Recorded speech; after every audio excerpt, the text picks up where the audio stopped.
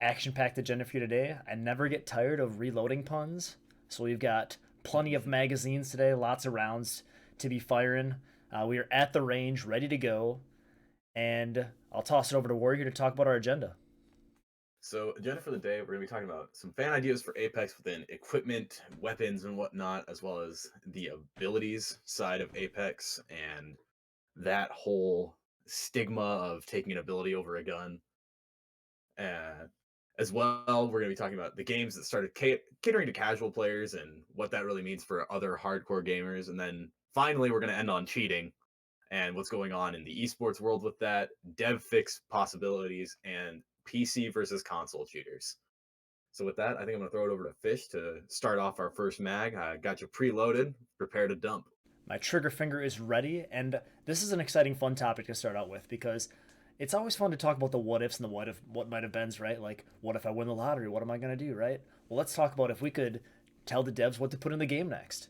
And I think that grenades are stale, and I really started thinking about this a lot because of one of the topics we'll talk about a little later, which is the legend metas and the abilities. And as Horizon came into the game, you start to see grenades becoming more and more of an importance in the game. And grenades have gotten kind of stale. You've got 3 grenades. I think there were other grenades in Titanfall 2, if I remember correctly, at least one other grenade.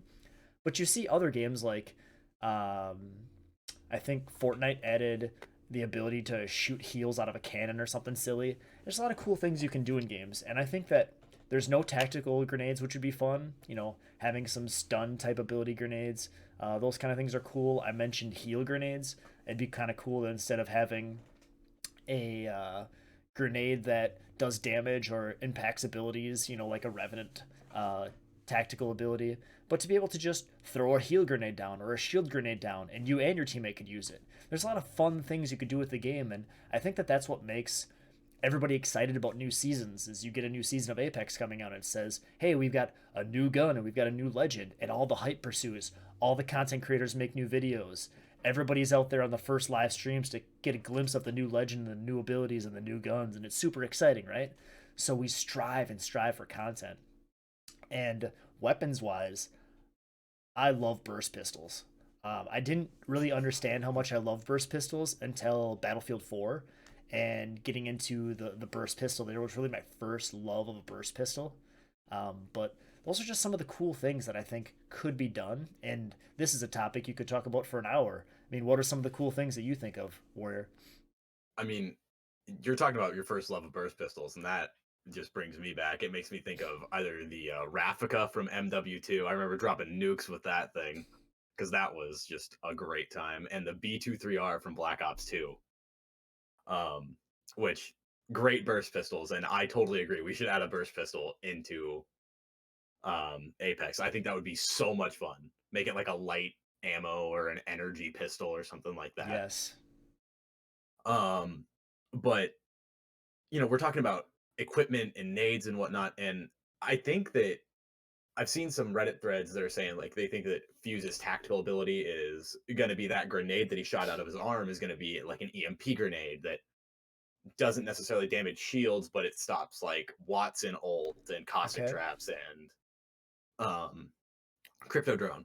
And I think that's an interesting idea. And if that isn't his tactical, I think that maybe they should try and implement that as a different type of grenade. Like I think that'd be a really cool stylistic type of thing. Like if say a Watson throws down her pylon, but you could huck that in and that's like the one nade that's not affected by it. Sure. Yeah. You know what I mean? And And there's talk about the community amongst the community about like the type of like a style of grenade launcher or RPG. And I don't think there's a place for that. Personally, I think that unless you start with explosive type weapons like that, you can't really add them in and make them balanced at all. it Um, really messes with the time to kill in the game, and you got to balance out how rare is the ammo, how rare are the guns, how much damage does it do, what's your reload time.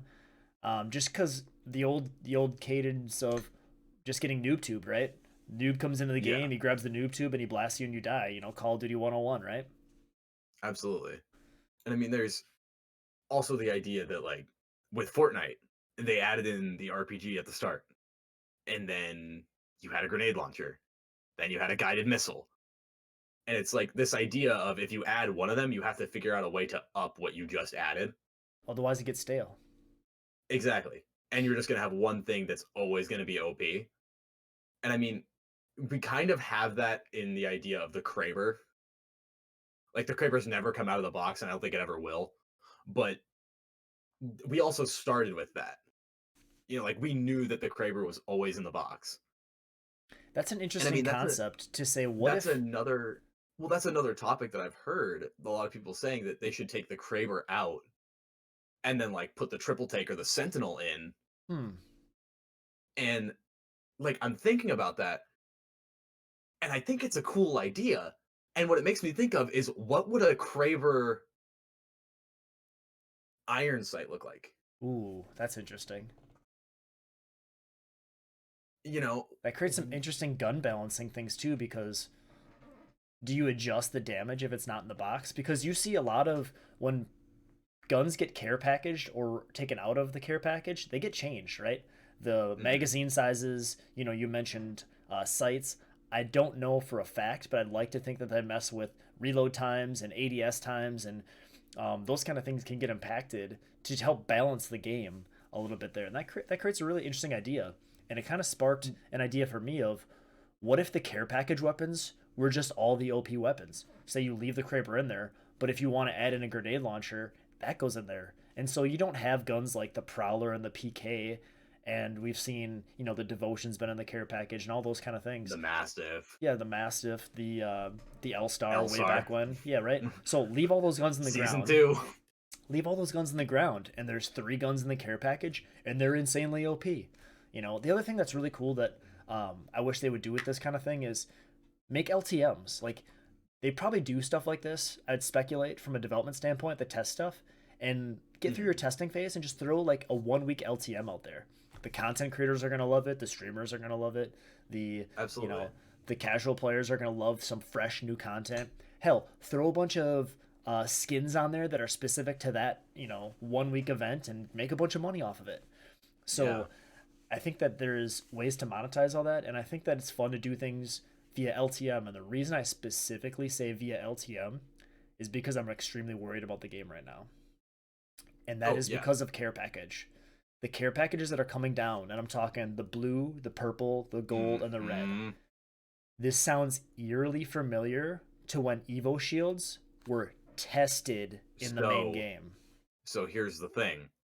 It was confirmed by a dev on Reddit that they were doing the same thing that they did with Evo Shields with that last event. And personally, I don't like it. I Mm-mm. think that this completely eliminates the ideal of an early game Kraber or an early game Prowler or an early game PK or something like that. And those guns are set there for an early game to speed up the game. If you have these weapons that are fully kitted, the only thing that's going to happen is people are going to land there and then they're going to skeeve all game in certain areas that they know the golds are going to drop and that the reds are going to drop. Yep. And And so we're already seeing top players complain about, oh, there's 8 teams in final 2 circles. Okay, well, with that, you're getting free shields, free red, whatnot. You're going to have 10 teams in the final circle. yep. And you see smart players moving shields to say, well, let's take this building. I'm gonna go drop my shield, go get another shield, drop that shield, go get another shield, and it Uh huh. completely changes the game. The other thing I've seen a lot of people talk about is you don't need to loot anymore. It's not an RNG based game. No, There's no because you looting, there's know no that there's RNG. something there. The map tells you where to go.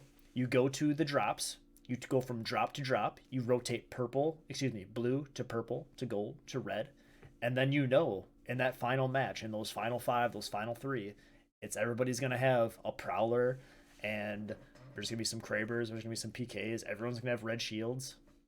Hmm. Kind of takes the fun out of the game because part of the game's livelihood is that element of RNG. And yes, we'll always complain about getting bad RNG off rip. I landed, I couldn't find a gun. All I got was a Mozambique and no shield, and it sucks. But you know what? It keeps you coming back for more. Well, exactly. And I mean, the ideal that, like, I'm going to go back a little bit because it got me thinking about this. With that, and the ideal of like the Kraber maybe coming out of the care package, right? what do we look at for extended mag? Like, do we just keep it as a 4 and it can't take an extended mag like the L-Star? Or do we give a Kraber an extended mag and Does say it get you ammo? start with like one bullet, right? Like one bullet in the chamber. That's all you have, like the Moors or something like that from Call of Duty Ghosts. It creates an interesting thought process of, should that be sniper ammo? Should you be allowed to continually get more ammo for it? Yeah. Or do you make it?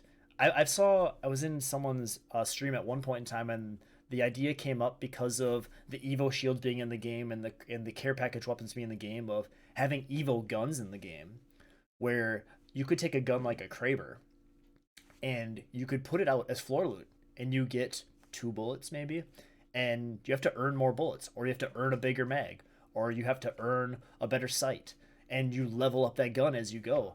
And that's a really interesting idea. I think that's an interesting idea. And I mean, it would encourage gunfighting, but also I don't know, because then you have to completely tweak damage numbers. And let's be Mm-hmm. honest, Apex is not very good at that, They're which terrible. is actually going to put me into this next topic. I'm gonna swap mags really quick. I'm gonna reload our box mag with this. Because Apex is terrible at balancing gun skill, they choose to focus on abilities. And for me, it irritates me to no end because I play legends like Octane, Pathfinder, Wraith, legends that abilities don't help them within the fight, but they help them with rotation or positioning. Yep. Because I'm more about gun skill and outplaying you that way rather than, and this is no offense to you, Fish, I know you retired the legend, but not just throwing a trap or throwing a gas grenade on an entire team that just finished a fight and magically getting a triple kill and then thinking that I did something. And it's an interesting topic to talk about because there are a lot of games that are going towards this ability style. Yeah, you see it with But, Valorant, and there's a lot of you interesting gotta discussions there too. But you've got to take it in stride and recognize that at the core value, this should still be a first person shooter game, not an ability game. and the reason this topic really got me started was because of Horizon, and I have no problems with Horizon's Q, her abilities as a mobile character, getting height. I love that about Horizon. Um, Her ultimate is what really triggers me, because it Hmm. creates a different mode where you watch people play, you listen to people play, and you see Horizon players telling their players to pick up grenades. When in the last 7 seasons has anyone ever been like, man, gotta stock up on grenades? Sure, there are people, but it's become the meta now of, I'm gonna Horizon ult and everyone throw your grenades. Hell, you Hmm. can say, I'm gonna play Horizon and Caustic, and I'm gonna Horizon ult and throw your Caustic ult on that black hole, right? So I've done that. it's just, it's a notion of those abilities become so important and critical to your decisions, not only in winning gunfights but winning games.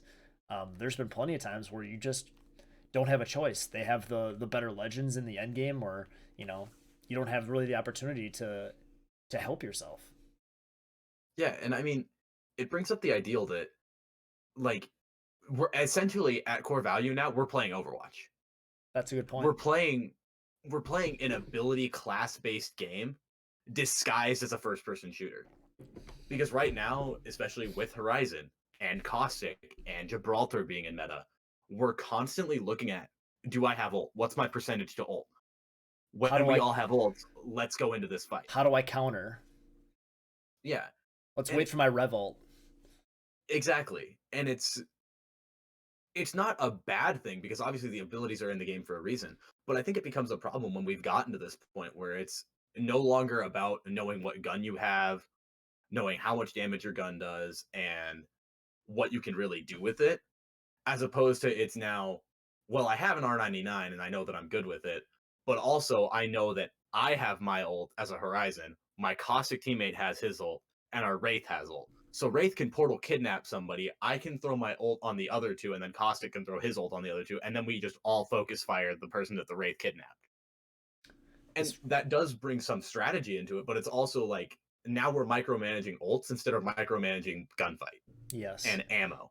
It really kind of takes us full circle. I believe it was an earlier episode of Change and Make podcast. Check them out on YouTube, Warrior Bros 2044, but we talked about just having to balance abilities and legends and how difficult that is. Balancing guns theoretically is super easy. You can do statistical time to kill. You know, you can go watch YouTubers out there that break down guns for other games like Hmm. Call of Duty, and they will tell you this is statistically the best gun or the best attachments on this gun. It's been done for years. And that is super easy to balance. If I was a Call of Duty developer, I would just go watch this YouTuber and I would use it to tweak my game to better balance it. How do you do that with legends and abilities when there is so much at play and the Apex devs don't have hard statistics to use to get down to the specifics of should this ability be longer or faster, those kind of things. And so they look at things like pick rate and win rate. Exactly. And I mean, I'm gonna go back a little bit to what you said about oh shoot, lost it. You had said something and it made me think of this. You were talking about game testing. Yes. Apex devs especially, and this also kind of feeds into the next topic, but I'll let you get more into that. This this ideal of game testing that we have as a community is what we see from COD, Call of Duty, Activision, Bungie on Destiny, 343 Industries and Microsoft with Halo. We're expecting that when you say that we're play testing something or we're beta testing something, you're giving us like a solid 10-hour day of playing solo queue, of playing squad, of playing with a full squad, of testing this thing out in, like the event when they had all of those players playing season 7 early. We expect you to test like that and not do what a certain dev did on the team earlier this year, tweeting out saying that Caustic was the weakest legend in the game, and it was very apparent after 10 minutes or 3 games of game time. That is not an adequate amount of playtesting. Also, that person shouldn't be streaming that they're playing that said character and maining said character and tweeting about that character, right? Well, exactly. And it And creates then, I mean, to even go further than that, to say that anybody who was complaining about the fact that Caustic was going to get a buff, which honestly, I think we can all agree he didn't need one, and I'm glad that he didn't get it, yeah. that to go farther and say that if you're complaining about it, you need to get over it and that your entire community are a bunch of losers, like, I'm sorry, you should not be in the position that you are. Yeah. Like, there's no excuse for that, I in mean, my opinion. it creates a really interesting segue of how do you cater to players? And you've got this. If you look at, I love when they do this. This is something that they actually do a good job of, is looking at the ranked outcomes of each season. And there's some content creators that'll break this down and say, of the total player base, this many players hit Predator. Well, that's an easy number. Hmm. This many players hit Master. Okay, they're EA's publishing those numbers, and we can see that how many players hit Diamond and Platinum and Gold, and you'll see most of your players end up in Gold, right? So Yeah. you have this bell curve, and so if you look at that and say, well, I want to balance this game, and you have people like me who I would consider myself like, if I played the game on the regular, I'd call myself a plat player. And I'd say that, if you really push ranked, you're probably a diamond player. Sorry if that offends you. I don't know if that's true or not. But I'm just throwing this out there to Probably say true.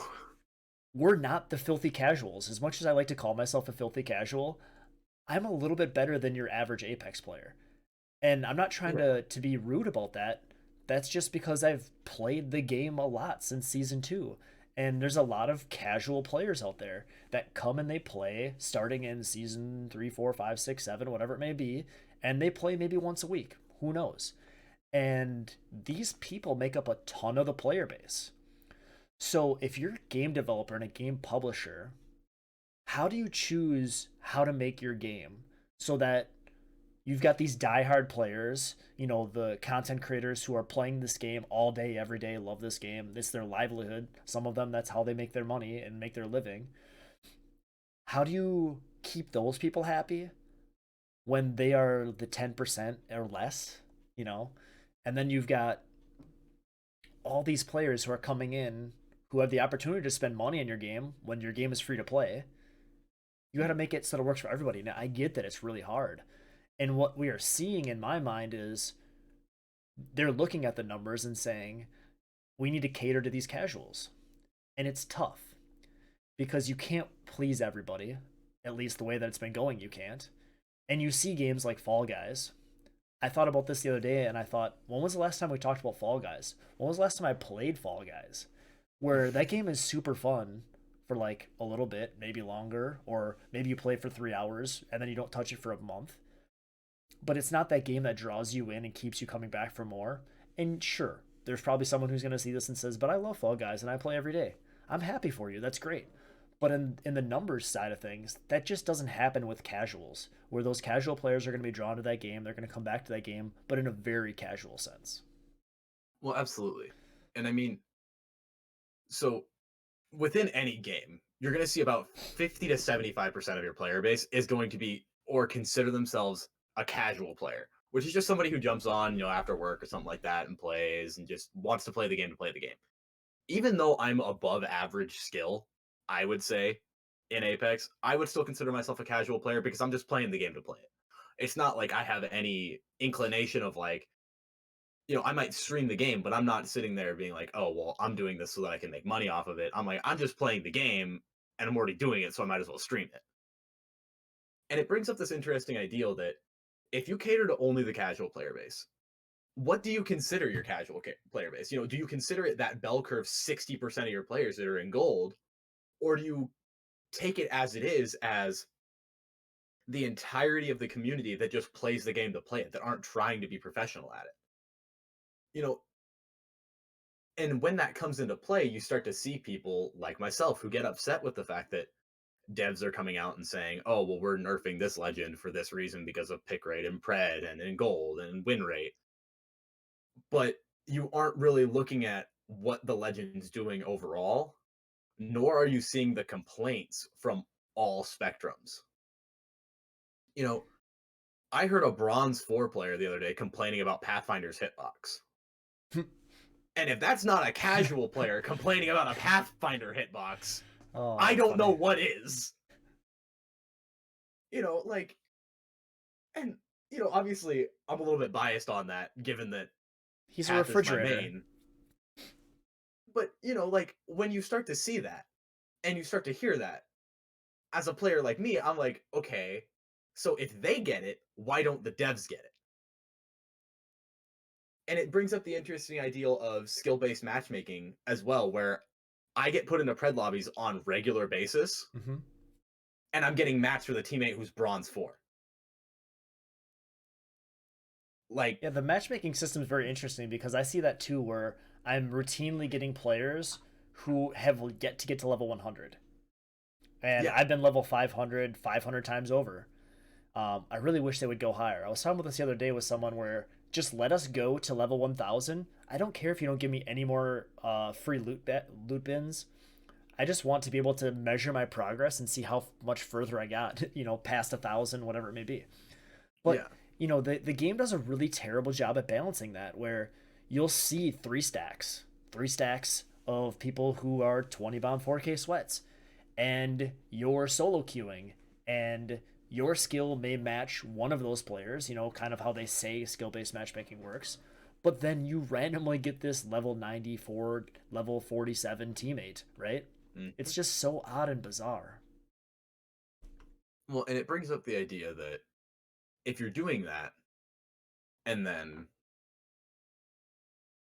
you're doing that, and you're putting every player that you have who's not stacked as a team at a disadvantage immediately. Yes. And, I can even bring this back to my stream yesterday where I had a teammate who died and I proceeded to roll like 4 teams inside of the streamer building at Capital City. I go back to the construction building to res him, and there's a 2-stack Gibraltar and Caustic just skeeving up there. Waiting I'm for immediately at someone. a disadvantage because I don't know that they're 2-stacked there, and I don't have a teammate that had the capability to win the fight that he was in, so that I wouldn't be in that situation. So I may be shooting And at targets a little bit further down range here, but how do you feel about pubs being able to just quit. And I know you can't do penalties like you do in ranked, but it creates a very interesting game as a solo queuer when you end up having to play games by yourself or one player short because your teammate has, for the any reason in the world, can just quit anytime they want and you have to finish that game without them. I think depending on your stance, it has different outcomes. In my stance, because I just care about getting into every fight possible and killing as many people possible, Why I love you. I don't care. I'm like, yo, you disconnected, more kills for me. It's the entire ideal that even Jenks has talked about this, that when he's playing with people like Finicky, when he's playing with people like Chicken, like Moose, and all these other content creators that are insane at the game, he can't get kills. Right? He wants to post these 20 bombs, these 4K damage games. But when he's playing with people like Zeus, Lulu, and all them, he can't do that. He should just carry us, right? We'll let him get kills. Yeah, right. But like that's the thing is that, and that's why I think a lot of these upper echelon players want solos back, because then you're gonna have one person on your team, and you're gonna be going up against people like so far, like Jenks, like all those crazy content creators. You're gonna be going up against them in a solo mode. And do you understand how many kills one of them is going to drop? Because one person's going to get on a roll, and then Yes. everybody's converging to that one person. And that one guy with momentum is going to murder so many people. You could have people dropping 20 bombs that don't even win the game. Yeah, and I think that that is a great topic in and of itself that I really want to come back to. And I'm not saying we can't continue, but I think that we could spend 20 minutes talking about solos as a mode in Oh, Apex absolutely. easily. There's so much opportunity there, and on both sides, there's definitely good reasons not to do it. And I've seen some of those arguments, and I can understand them. Yeah. But from a casual's perspective, you know, the folks that I feel bad for, and I do this when I play sometimes, where just to keep the game different and interesting, I will go into a game as a solo queue and I'll say, you know what? It's about my teammate. And I'm going to do whatever it takes to protect my teammate. And it's something fun to do. I don't do it all the time. But it keeps the game different because I really feel for when I watch people who their teammate insta quits and now they're like, well, I got to play this game by myself. And they may not feel like you or I do, where it's like, well, fine, more kills for me. I'm just going to go, chase kills as a solo. um, I just feel for those people who get stuck, and I think about if I insta die off rip, I'm like, well, it'll take me 30, 60 seconds, 90 seconds. Let's see what my teammate does. Let's give him a chance. Yeah, Sometimes I'll go absolutely. into open mic and I'll say, hey, bud, you got this. Get the res, fight this, do whatever, and then let him work. And it's just an interesting thing to think about of what does that do to the game when people hot drop, die off rip, insta quit. And you see these lobbies where you get to the end of the first ring and there's 9 squads left. Absolutely. And I'm going to use that as a segue of protecting your teammates. I'm going to load up some fire shells here, and we're going to go into the Dragon's Breath round of cheating. Protecting your teammates, whether that be if they are cheating or you're cheating to protect your teammate.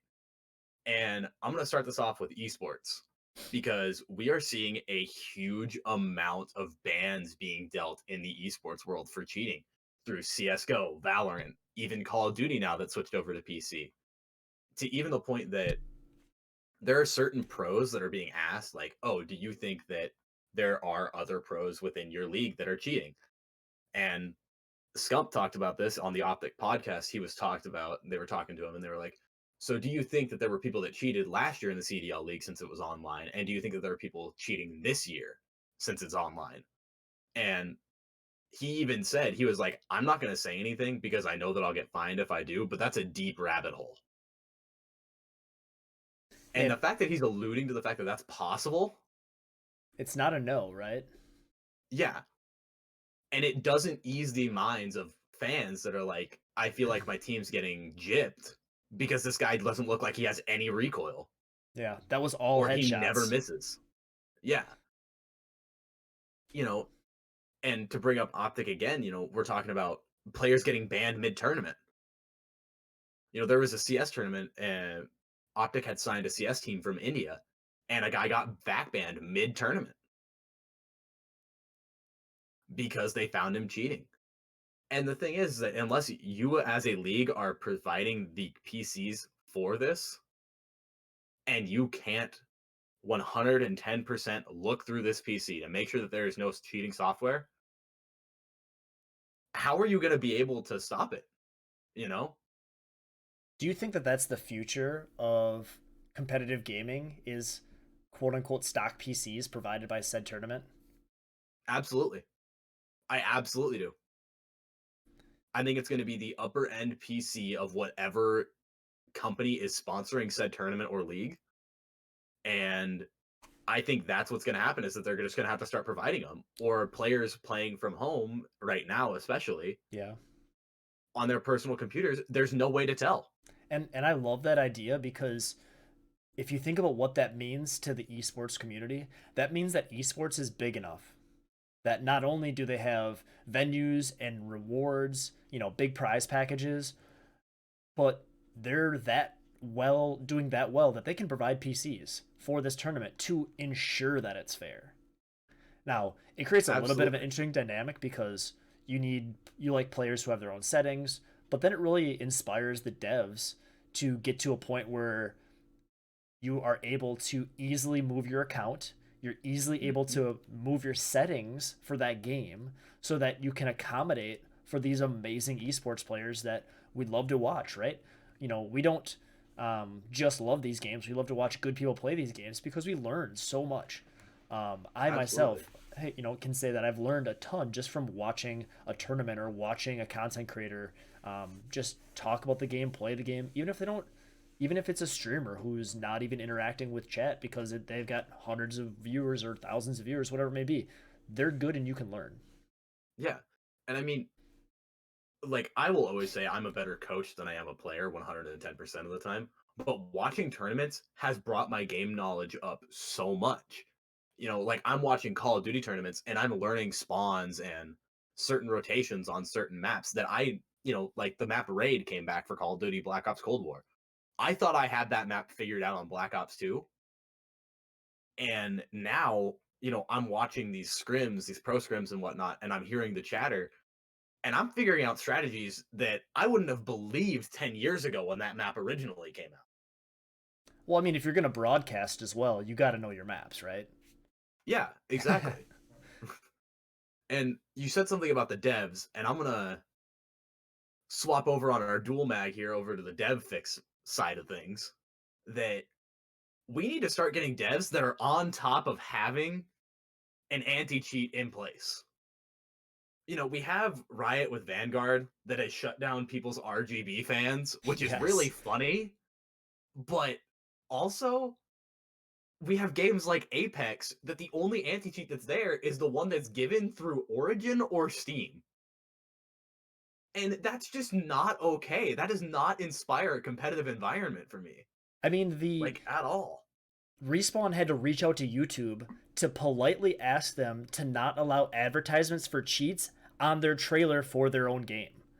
Like it's so easy for people to cheat in this game, and there's people out there making money selling cheats for this game, and those advertisements are there. So they're blatantly saying, "Hey, we're all about cheating." These people that are making these cheats and selling them, here they are. We're going to advertise them. Where that is so bizarre to me that you think of cheating as a bad thing, and people are out there and they're hiding and they're cheating. These people are openly cheating. They're like, "Hey, here you go. I'll give me some money. I'll give you some cheats." Yeah. I mean, it kind of takes me back to the Xbox 360 days where people would message you for like 1,600 Microsoft points for a modded account or something like that, right? But, it's an ideal that, like, if we don't have anti cheat systems in place, especially now with all of the online tournaments that are played through CS and whatnot, like, how do we know that that tournament and those players are 100% legitimate? How can we believe that these players that we've looked up to for this long are 110% playing of their own skill? Very true. And personally, because I think this is, in some ways, it's really funny, and in other ways, it's cheating to me.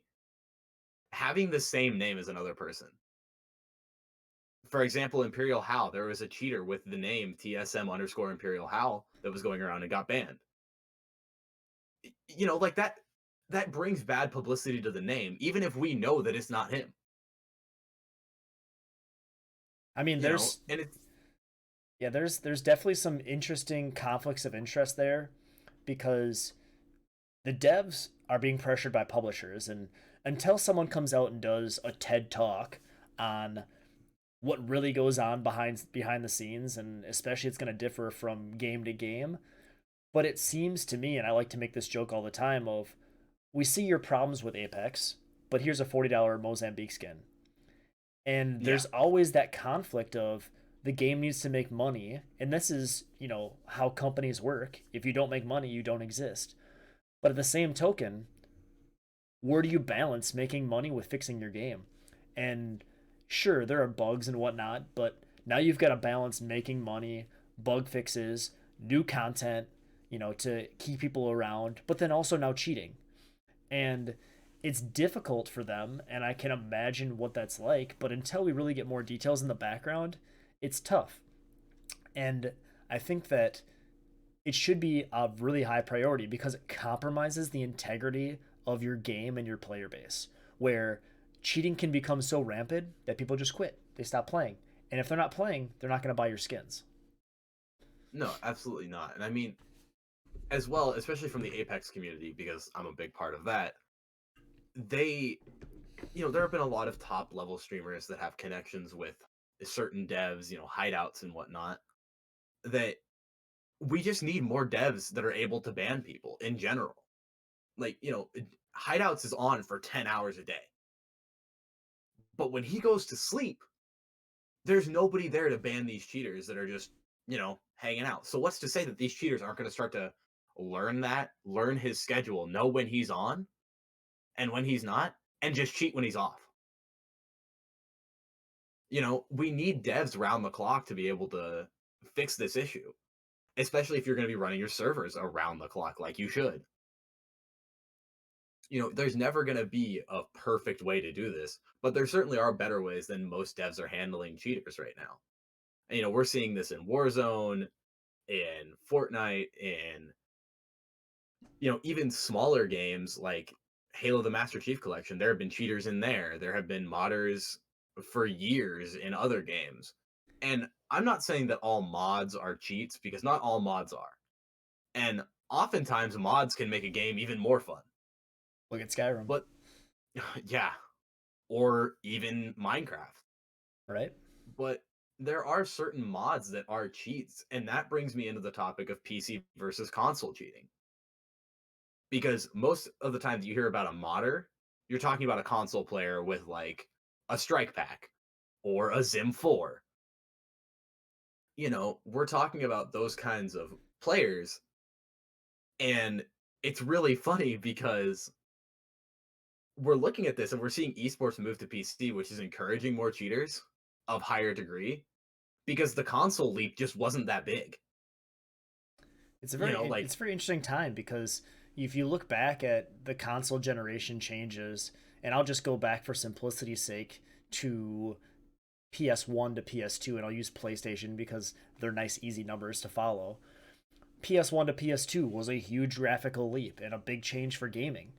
PS1 really was diving into what does it mean to be a 3D game, and how do we perfect the art of 3D gaming, and how we move, and how does camera controls work, and let alone dual analog sticks.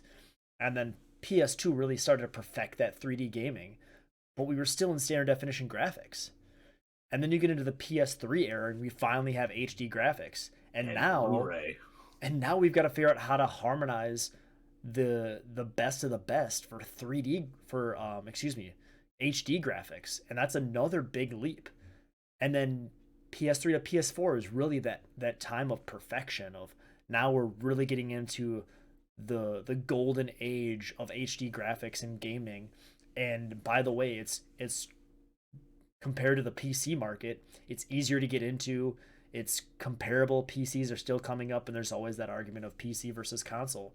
But now, when you look at the next generation, PS5, there's not a lot of a crazy argument there. The biggest argument to go to PS5 is SSDs. Like that's the only selling point for me, right?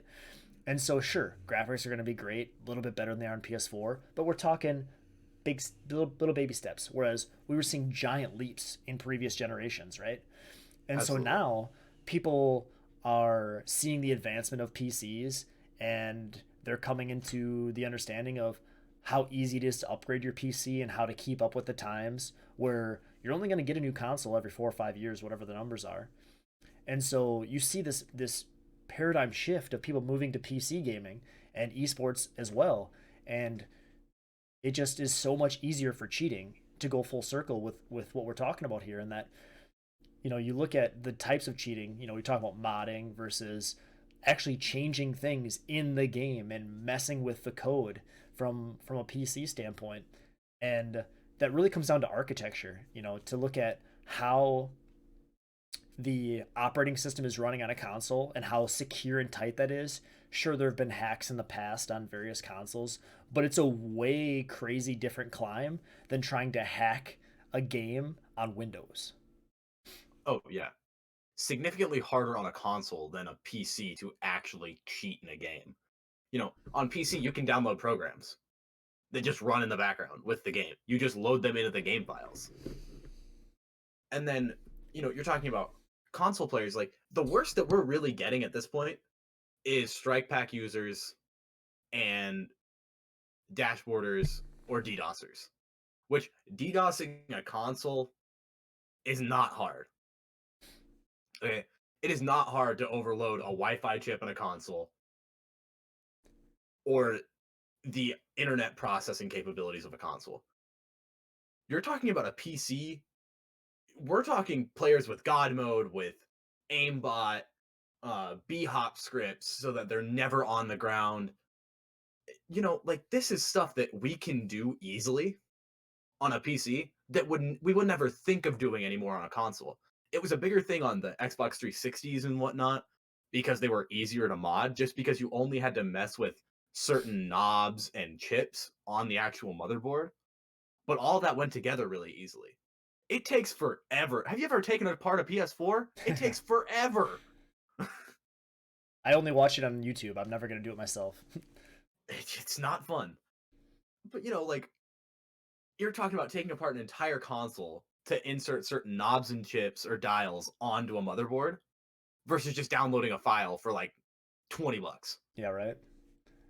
I've got mom's credit card. Time to buy my hacks. I'm gonna win this Yeah, game now.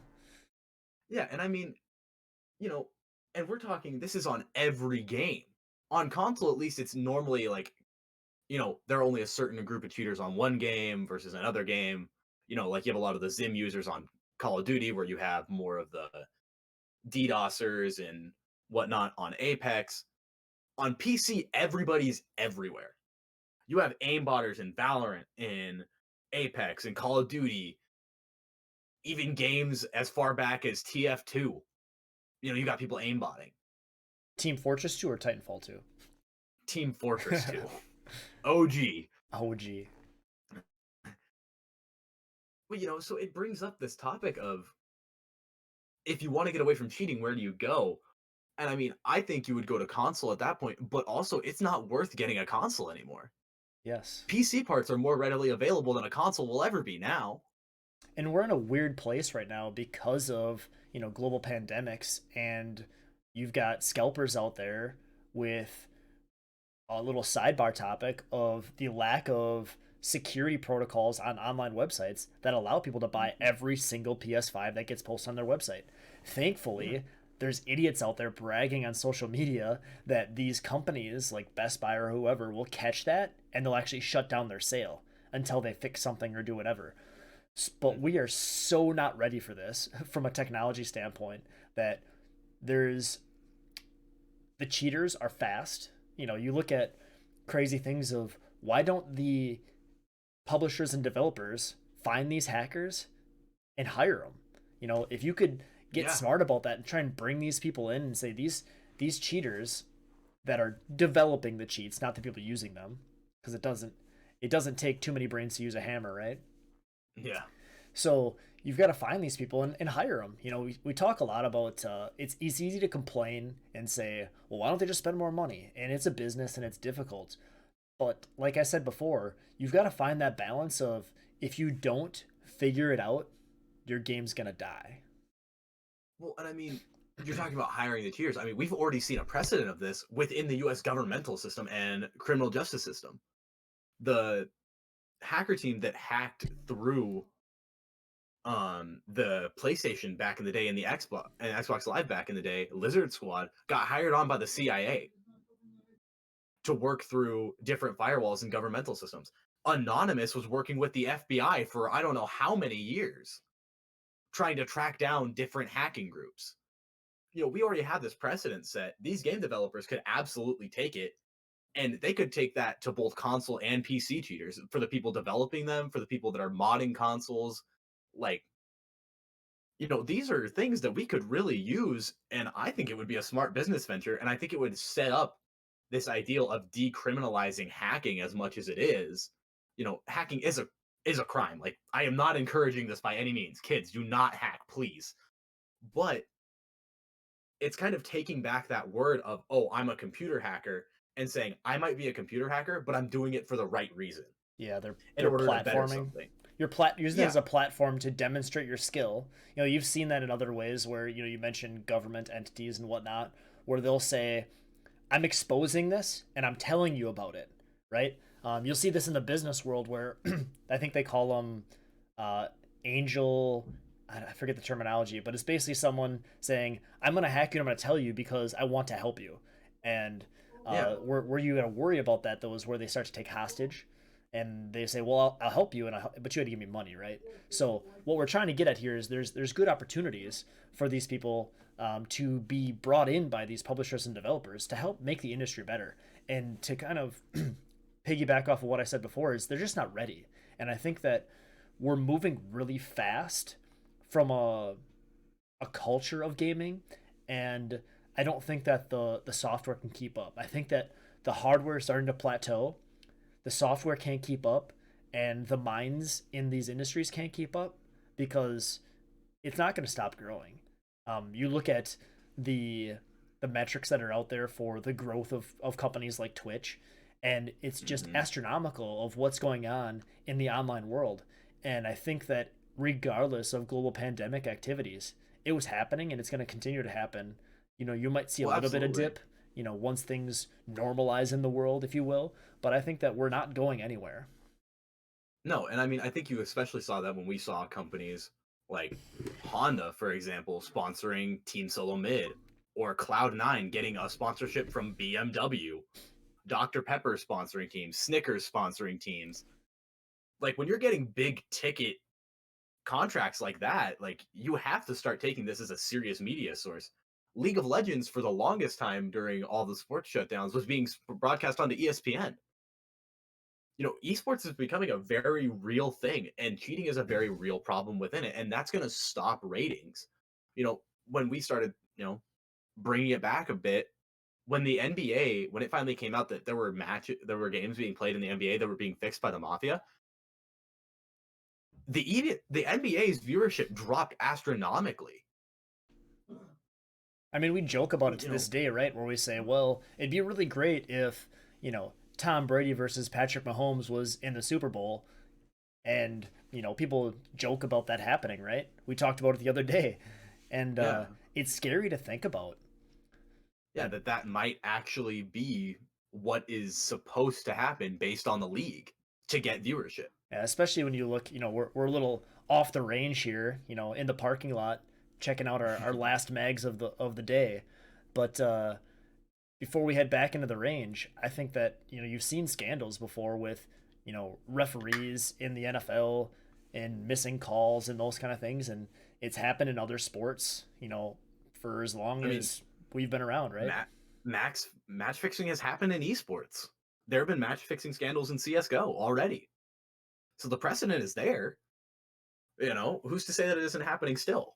As long as the popularity is there and there's an opportunity for money, the thing that gets scary to me is I don't think this has happened yet, but if you start to see esports show up in Vegas as things that can be bet on, it's only going to get worse. Oh, it has. There's an esports arena in Vegas. Yeah, I wasn't sure if you could go down to like the sports betting section in Vegas and I'm going to bet on Optic for the next, big tournament. I'm sure that you can, or there are already websites for it. Yes. Makes sense. It's growing, and to get back to where we were here on the range, with the last bullets of the day is there's a huge opportunity here that is being lost, that cheating is becoming a bigger and bigger problem, and it's going to kill games if it doesn't get fixed. People are going to just move on. I think one of the best examples is Rust is not new, but you're seeing big time content creators playing Rust, and I'm seeing all kinds of people, friends of friends, acquaintances, whatnot, playing Rust now. And it's like, well, this is great. I'm happy for these people because I will always tell you that variety is the spice of life, and your content will outlast any one game. So if you're seeing this, don't stick yourself in a hole and keep playing the same game over and over again because you think that's what your community wants if you're a content creator.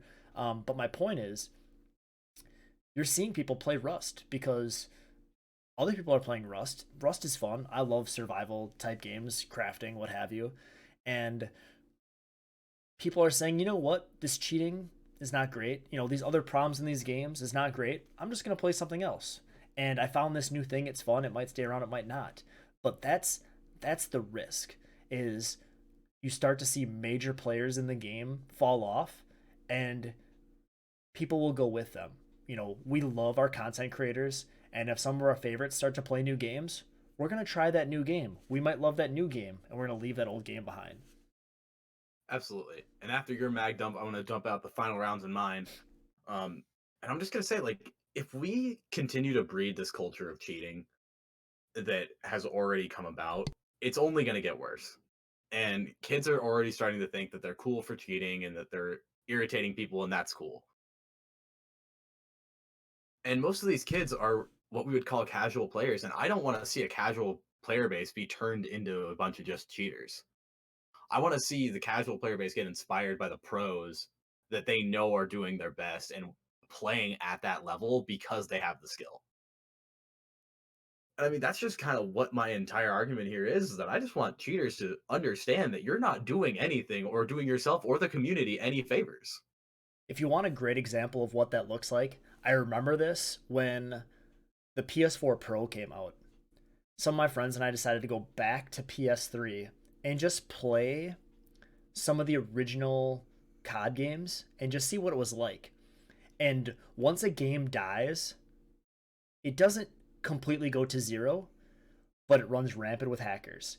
And if you these servers are still up, they're actually starting to shut down some of these servers from the old PS3 original FPS games across the board.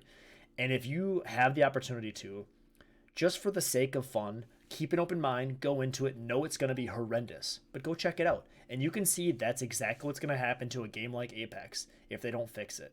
People are going to move on, and the people that are going to be left playing that game is going to be all the cheaters who are no longer being stopped. Absolutely. I think it's time that we walk out to the car, out of the range. So we went over all the topics and gave our opinions on such. And I mean, at the end of the day, these are all just opinions based on us, and people hold their own opinions to everything.